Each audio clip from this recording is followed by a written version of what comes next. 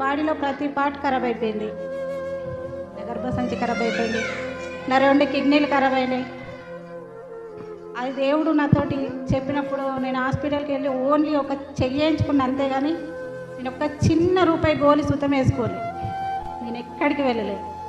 యెహోవా నీ చిత్తం నువ్వు నేను కదా, నువ్వు నన్ను పట్టుకున్నావు, నేను ఎక్కడికి వెళ్ళా, ఉంచితే నీ బిడ్డగా బ్రతుకుతా, లేకపోతే నీ రాజ్యానికి రావడానికి సిద్ధం ఉన్నా అని తన పైన విశ్వాసం పెట్టుకుని ఉన్నా. అట్లాంటి నా జీవితాలు చాలా ఉన్నాయి.